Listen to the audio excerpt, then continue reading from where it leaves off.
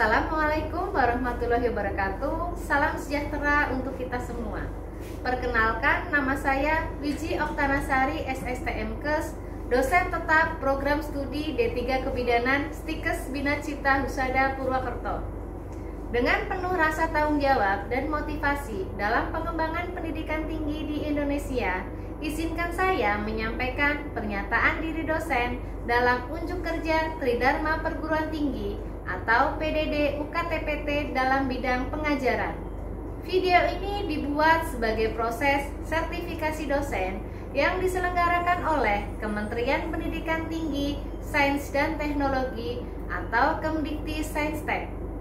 Dalam kesempatan ini saya akan memaparkan mata kuliah gizi kebidanan dengan beban studi 2 SKS, di mana mata kuliah ini diperuntukkan bagi mahasiswa kebidanan semester 2. Mata kuliah gizi kebidanan ini merupakan mata kuliah wajib prodi. Dalam proses pembelajaran mata kuliah memiliki 3 komponen utama, yaitu Delivery, Interaction, and Assessment atau DII. Delivery saya akan memaparkan materi dan juga RPS, di mana dalam proses interaksinya dilaksanakan secara tatap muka atau tatap maya secara daring atau online untuk menunjang kemampuan atau pemahaman mahasiswa. Interaction yaitu melibatkan komunikasi dua arah antara dosen dan mahasiswa berupa diskusi dan tanya jawab. Assessment atau penilaian bisa penilaian secara teori dan juga penilaian secara praktikum. Deskripsi mata kuliah. Mata kuliah gizi kebidanan merupakan mata kuliah yang memberikan pengetahuan kepada mahasiswa tentang kebutuhan zat gizi sepanjang siklus kehidupannya, dimulai gizi sejak bayi, anak, remaja, ibu hamil, ibu bersalin, ibu nifas dan menyusui, dewasa, serta lanjut usia. Tentunya sesuai dengan kewenangan sebagai ahli madya kebidanan.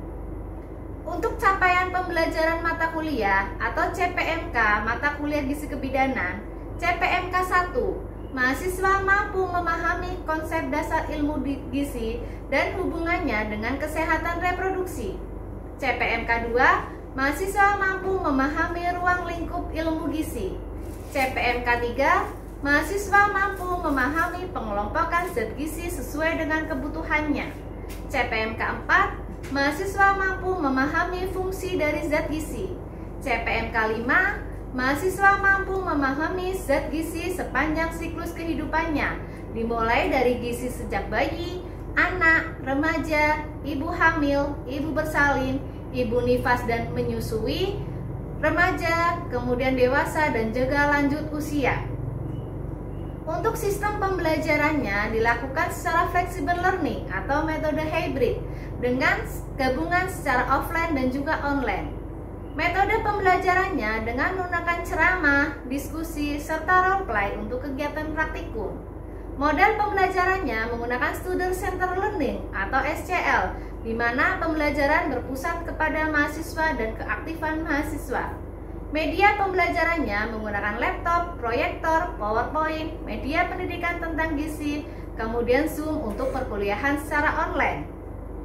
Untuk evaluasi penilaiannya, ada evaluasi penilaian secara teori dan juga praktikum.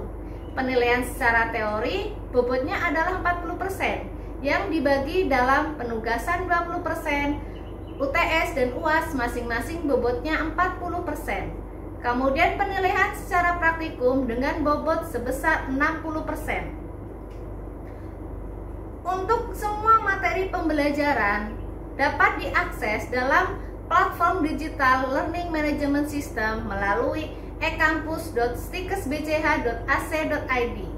Selain dapat mengakses materi pembelajaran, mahasiswa juga dapat mengakses rencana pembelajaran semester atau RPS, rencana tugas mahasiswa, upload tugas baik tugas individu maupun kelompok, serta melakukan absensi atau presensi sesuai dengan jadwal perkuliahan. Terima kasih, selamat menyaksikan video pembelajaran mata kuliah gizi kebidanan. Bismillahirrahmanirrahim. Assalamualaikum warahmatullahi wabarakatuh. Waalaikumsalam Waalaikumsalam warahmatullahi warahmatullahi wabarakatuh. wabarakatuh. Ya, baik. Terima kasih untuk teman-teman yang sudah hadir di perkuliahan kita pada pagi hari ini dalam mata kuliah Gizi Kebidanan. Untuk hari ini, materi kita atau tema kita adalah gizi pada ibu hamil. Sebelum kita mulai perkuliahan, teman-teman silahkan bisa melakukan absensi terlebih dahulu di aplikasi Smart Edu ya atau Edu Kampus di aplikasi Stikes Bina Cita Usada Purwokerto. Silahkan teman-teman bisa melakukan absensi atau presensi sesuai dengan jadwal perkuliahan pada pagi hari ini. Baiklah, mungkin langsung saja ya kita untuk PowerPoint-nya. Ya, oke baik. Hari ini kita akan membahas terkait gizi seimbang pada ibu hamil. Nah, apa sih itu gizi seimbang? Jadi, gizi seimbang itu merupakan makanan atau sumber makanan yang mengandung zat-zat yang memang dibutuhkan ibu, tentunya selama kehamilan. Nah, dalam selama kehamilan ini, memang khususnya ibu hamil itu kan membutuhkan banyak asupan nutrisi, tentunya gizi yang seimbang dan jumlahnya sesuai dengan kebutuhan gizi ibu hamil. Di mana kebutuhan gizi pada ibu hamil ini itu kan memang ada kebutuhan zat gizi makro dan zat gizi mikro. Di mana zat gizi makro itu kan terdiri dari karbohidrat, protein, dan juga lemak. Nah, zat gizi mikro ini terdiri dari vitamin dan juga mineral. Apa sih manfaat dari gizi seimbang ini? Apa saja manfaatnya? Nah, manfaatnya adalah yang pertama untuk pertumbuhan janin yang ada di dalam kandungan. Ya, jadi memang untuk janin di dalam kandungan itu kan memang membutuhkan asupan zat gizi yang cukup dan memadai. Dan yang kedua, untuk mempertahankan kesehatan dan juga kekuatan badan ibu. Ya, jadi bisa dibayangkan gitu ya, kalau ibu kekurangan kayak karbohidrat, protein, lemak, mungkin ibunya akan gampang lemas, letih gitu ya. Apalagi nanti kalau salah satu contohnya kekurangan zat besi, si ibu akan mengalami yang namanya adalah anemia. Nah, yang ketiga, supaya luka-luka selama proses persalinan dapat segera sembuh. Ya, nah, dampak dari kekurangan gizi. Nah, dampaknya apa? Jadi tidak hanya dampak terhadap ibu hamil saja, tetapi juga pada anak nantinya. Ya, jadi seperti contohnya adalah dampak kekurangan zat gizi yang dikenal dengan istilah stunting. Ya, tentunya kan teman-teman sudah sering mendengar apa itu istilah stunting. Jadi, stunting itu kan adalah suatu kondisi di mana pertumbuhan anak itu tidak sesuai dengan seharusnya. Seperti katakanlah yang ada di gambar gitu ya, tinggi badannya itu nggak sesuai. Ya mohon maaf, misalkan sesuai dengan buku Pink atau KBM-nya itu kayak misalkan anak usia 2 tahun gitu ya, minimal tinggi badannya berapa. Tetapi dia hanya mungkin baru berapa, jadi tidak sesuai. Nah, ini yang menentukan adalah 1000 HPK atau 1000 hari pertama kelahiran atau 2 tahun pertama gitu. Jadi memang sangat penting di 2 tahun pertama anak-anaknya. Dan yang kedua pada ibu hamilnya tentunya adalah adanya anemia. Ya, seperti yang tadi saya sampaikan, jadi anemia ini kan memang karena kekurangan zat besi.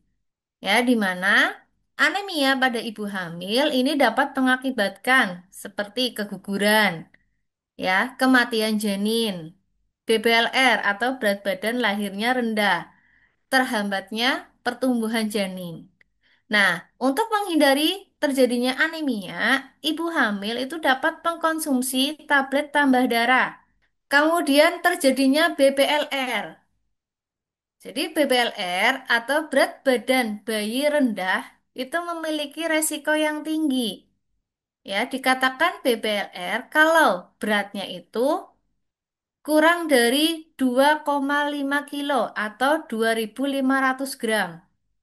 Ya, jadi dikatakan BBLR kalau kurang dari 2.500 gram atau 2,5 kilo. Nah, ini sangat rentan pada kalau misalkan apalagi kalau perawatannya nanti tidak memadai. Itu bisa ya bayinya juga mengalami kekurangan gizi, kematian pada bayi juga bisa mengganggu pertumbuhan dan juga perkembangan bayinya. Ya. Dampak yang lainnya kayak misalkan dampak pada saat persalinan. Pada saat persalinan, ibu yang memiliki kekurangan gizi, terutama kalau persalinannya itu sesar.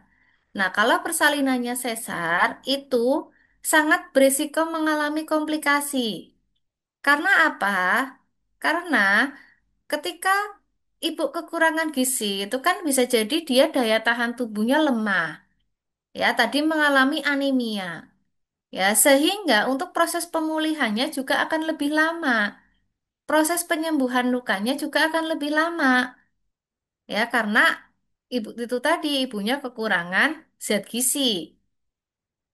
Ya, jadi rentan juga mengalami resiko infeksi. Nah, dampak pada nifas, pada saat ibu nifas itu kan memang memerlukan banyak nutrisi, karena kan ibu nifas itu kan memberikan ASI, ya, di mana memang nutrisi tersebut selain diperlukan untuk memberikan ASI, juga diperlukan untuk membantu proses penyembuhan luka. Kayak misalkan gitu ya, ibunya kekurangan protein. Padahal protein itu kan sangat membantu untuk proses penyembuhan lukanya. Nah, kebutuhan zat gizi ibu hamil. Ya, ada sumber tenaga. Sumber tenaga kayak misalkan, contohnya adalah karbohidrat, protein, dan juga lemak. Zat tenaga, di mana zat tenaga ini memang sangat dibutuhkan untuk pertumbuhan dan perkembangan janinnya. Ya, sebagai contoh ya, karbohidrat itu kan memang sangat penting untuk pertumbuhan dan perkembangan janin. Protein juga sangat penting untuk pertumbuhan dan perkembangan janin gitu ya, pembentukan jaringan tubuh, kemudian juga perkembangan otak janin. Itu lemak juga sama, ya, juga sangat berperan dalam perkembangan otak janin. Nah, dari mana kayak karbohidrat, protein, lemak ini didapatkan? Dari karbohidrat seperti contohnya ya nasi, roti, kentang, mie, dan sumber karbohidrat lainnya ya kayak ubi-ubian, jagung, sereal gitu. Protein, ya protein, daging, ikan, kemudian telur, tahu, tempe, bisa juga kayak misalkan produk susu. Itu kan juga masuk dalam protein. Nah, kemudian lemak. Nah, sumber lemak apa saja? Seperti minyak-minyakan. Minyak-minyakan kayak minyak zaitun, minyak kelapa, buah bisa juga dari alpukat, kacang-kacangan, ya, biji-bijian. Nah, jadi itu merupakan zat tenaga untuk kebutuhan zat gizi ibu hamil. Jadi ada komponen utamanya ada tiga tadi ya, jadi karbohidrat, protein, dan juga lemak. Nah, kemudian zat pembangun. Zat pembangun itu memang dibutuhkan untuk namanya pembangun berarti dia membangun. Membangun jaringan tubuh dan juga janin. Memastikan pertumbuhan yang optimal. Nah, zat pembangun terdiri dari apa saja? Zat pembangun utama ada protein, ada asam folat, ada kalsium, ada zat besi, dan juga vitamin. Nah, protein itu kan memang zat pembangun utama ya untuk tubuh, seperti kita ketahui ya. Nah, protein ini kan memang diperlukan untuk pembentukan sel, jaringan, dan juga organ janin, serta membantu pertumbuhan dan perkembangan janinnya. Sumber protein sama seperti tadi ya, ada daging, telur, ikan, tahu, tempe. Nah, kemudian ada zat pembangun asam folat. Nah, asam folat ini sangat diperlukan untuk pertumbuhan dan juga perkembangan otak, serta membantu mencegah kecacatan pada saat lahir, terutama di trimester satu. Karena di trimester satu ini adalah tahap pertama pembentukan organ tubuh. Nah, kemudian yang ketiga adalah kalsium. Kalsium dibutuhkan untuk pembentukan tulang dan juga gigi janin. Ya, serta juga untuk menjaga kesehatan tulang si ibu. Nah, kalsium didapat dari mana saja? Dari susu, yogurt, keju, tuh. Zat besi, ya. Zat besi itu dibutuhkan untuk memproduksi hemoglobin, untuk mencegah terjadinya anemia. Nah, sumber dari zat besi apa saja? Kayak daging merah, hati, sayuran hijau, kacang-kacangan, ya. Kemudian zat pembangun selanjutnya ada vitamin. Nah, vitaminnya apa saja? Ada vitamin D contohnya. Vitamin D bagus untuk pertumbuhan dan juga perkembangan tulang juga. Kemudian ada vitamin A. Ya, vitamin A berfungsi untuk penglihatan, sistem kekebalan tubuh. Nah, sumber vitamin dari mana? Bermacam-macam. Kayak vitamin D bisa kita dari sinar matahari, sayur-sayuran, buah-buahan, susu, ya, dan juga telur. Nah, yang ketiga, zat pengatur pada kebutuhan zat gizi ibu hamil. Nah, zat pengatur ibu hamil ini itu sangat dibutuhkan untuk mendukung pertumbuhan dan perkembangan janin serta menjaga kesehatan ibu. Nah, untuk zat pengatur itu juga hampir sama dengan zat pembangun, terdiri dari asam folat, zat besi, kalsium, protein, vitamin D3, dan yang lainnya. Nah, tadi kalau berasal dari asam folat, itu kita bisa dapatkan dari mana saja makanannya untuk asam folat.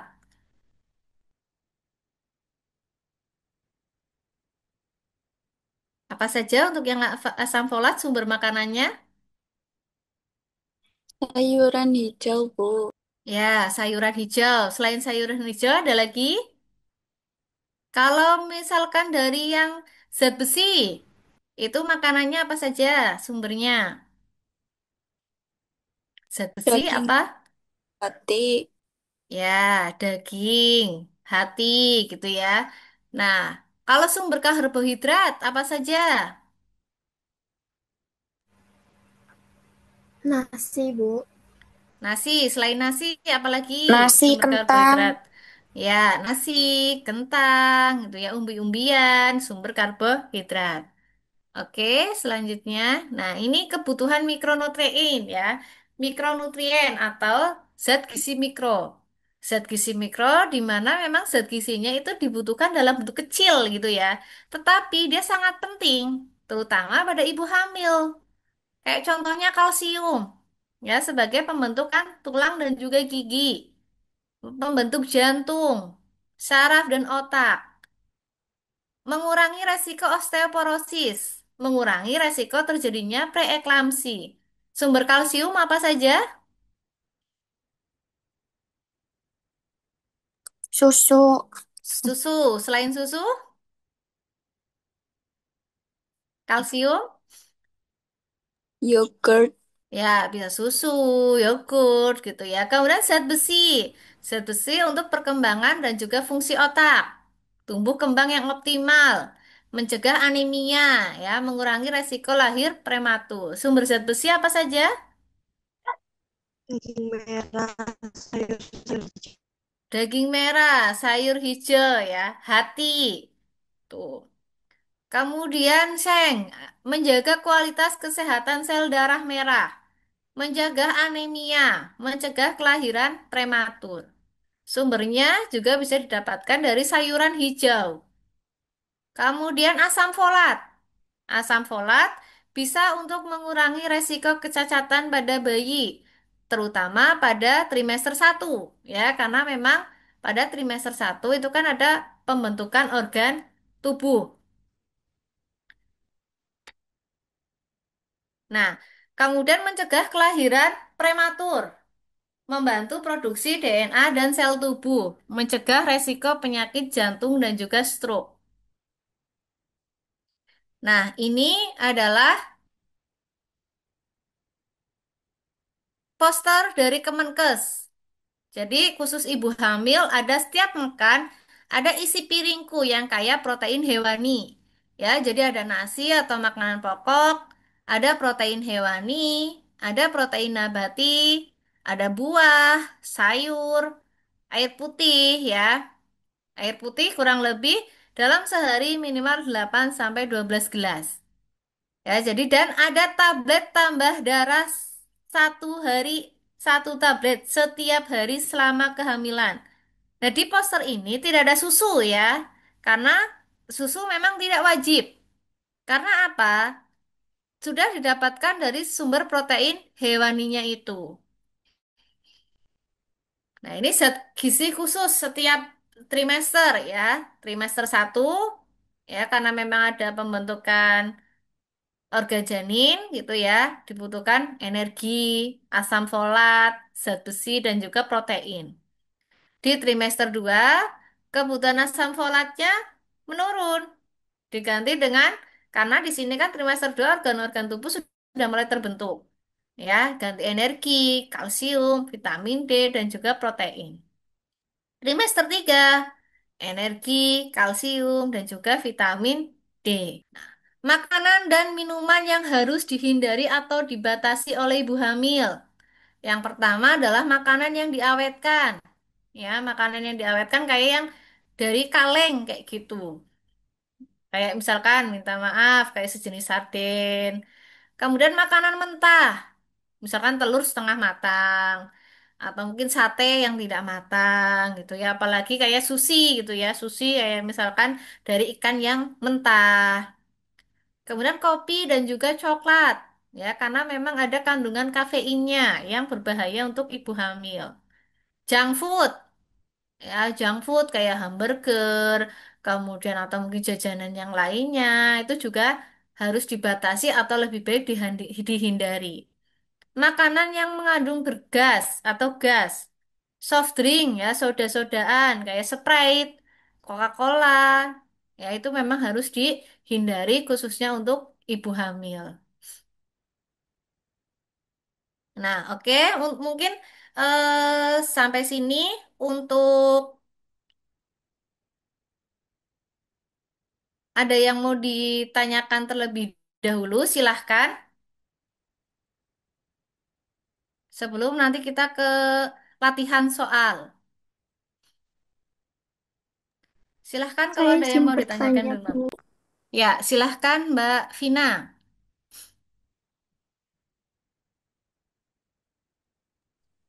Tadi ibu hamil kan diwajibkan meminum tablet tambah darah ya, Bu. Nah, Ya. jadi bagaimana cara meminum tablet tambah darah yang baik dan benar itu bagi ibu hamil, Bu? Oke, ya, jadi memang ibu hamil memang diwajibkan sesuai aturan poster Kemenkes juga diwajibkan untuk meminum tablet zat besi atau tambah darah. Bagaimana cara meminum yang baik dan benar? Ya, jadi untuk meminum tablet tambah darah atau zat besi itu memang dianjurkan pada malam hari. Karena apa? Karena tablet zat besi ini kan kadang bikin mual. Jadi memang dianjurkan diminum pada malam hari. Dan untuk proses penyerapannya itu dianjurkan minumnya itu menggunakan yang mengandung vitamin C agar proses penyerapannya itu lebih maksimal. Nah, yang mengandung vitamin C contohnya adalah kayak misalkan air jeruk. Tetapi jangan sekali-kali jangan minum vitamin zat besi sama teh atau mungkin kopi atau susu karena itu akan menghambat penyerapan dari zat besinya. Jadi lebih baik minumnya di malam hari, kemudian dianjurkan dengan menggunakan yang mengandung vitamin C seperti air jeruk atau kalau tidak ada lebih baik air putih saja. Begitu Mbak Vina. Baik, Bu. Terima kasih, Bu. Ya, oke, sama-sama. Oke, kita lanjutkan ya. eh Kita latihan soal terlebih dahulu. Ada soal. Jadi, soal yang pertama, seorang ibu hamil berusia 18 tahun datang periksa ke bidan. Dari catatan dalam buku KIA diketahui usia kehamilan 12 minggu. Tinggi badan 150 cm, lingkar lengan atas atau lilanya 24,5, berat badan 40 ya. Hasil pemeriksaan HB-nya 10 gram per DL. Ibu hamil disarankan untuk mengkonsumsi makanan yang kaya akan zat besi untuk mencegah terjadinya apa? B, Bu, anemia. B ya, anemia ya. Jadi disarankan mengkonsumsi zat besi untuk mencegah terjadinya anemia. Dan yang kedua, seorang perempuan umur 27 tahun, kemudian sedang hamil 2 bulan, datang ke rumah sakit dengan keluhan demam, pusing, mual, dan juga muntah. Hasil anamnesis BB sebelum hamil 50 kilo, BB saat ini 52 kilo, hasil pemeriksaan TD 100/80, suhu 38, respirasinya 30. B ya, Bu. Oke, B ya, sayuran hijau. Nah, itu tadi untuk latihan soalnya dan ada tugas untuk asesmen atau penilaian ya. Silahkan mahasiswa menyusun menu gizi seimbang pada ibu hamil dan membuat role play konseling gizi pada ibu hamil ya. Jadi, silahkan teman-teman, tadi kan sudah saya berikan contohnya untuk susunan menunya dari menu pakan pagi, siang, malam, dan juga cemilan. Silakan teman-teman menyusun menu itu. Nah, kemudian silakan teman-teman melakukan role play, konseling gizi pada ibu hamil. Jadi setelah menyusun menu itu, teman-teman melakukan konseling kepada ibu hamilnya. Makanan apa saja yang harus dikonsumsi oleh ibu hamil tersebut. Begitu untuk tugasnya, kira-kira bisa dipahami? Bisa, Bu. Bisa, Bu. Bisa ya. Nah, oke. Terima kasih. Jadi untuk materi hari ini sudah selesai ya. Materi hari ini sudah selesai. Nah, mungkin ada sebelum saya tutup untuk program kita pada pagi hari ini, mungkin ada sesi tanya jawab atau diskusi. Ada yang mau bertanya, silahkan. Kan yang bertanya. Oke, nggak ada. Kalau nggak ada, mungkin saya yang bertanya untuk Mbak Vita. Baik, Mbak Bu. Mbak Vita, coba saya minta tolong sebutkan kebutuhan zat gizi pada ibu hamil apa saja. Zat gizi pada ibu hamil ada dua, yaitu zat gizi makro dan mikro. Zat gizi makro yaitu ada karbohidrat, protein, dan lemak. Sedangkan zat gizi mikro yaitu ada vitamin dan mineral. Dalam zat gizi mikro juga ada zat besi, asam folat, kalsium, vitamin D, dan lain-lain, Bu. Ya, oke, baik. Oke, baik, sudah cukup. Bagus jawabannya Mbak Vita. Mungkin itu yang bisa saya sampaikan. Mudah-mudahan materi hari ini bermanfaat untuk teman-teman semuanya. Tidak ada pertanyaan lagi ya? Tidak, Bu. Oke, kalau tidak ada, mungkin bisa saya akhiri untuk program kita pada siang hari ini. Mohon maaf jika dari saya banyak kekurangan dan juga kesalahan. Terima kasih banyak dan selamat mengerjakan tugasnya dan selamat beraktivitas kembali. Saya akhiri, wabillahi taufiq wal hidayah. Wassalamualaikum warahmatullahi wabarakatuh. Selamat siang semuanya. Waalaikumsalam Waalaikumsalam warahmatullahi warahmatullahi wabarakatuh. wabarakatuh. Selamat siang, Bu. Terima kasih, Bu. Ya, oke, baik. Terima kasih. Sama-sama. Terima kasih kembali.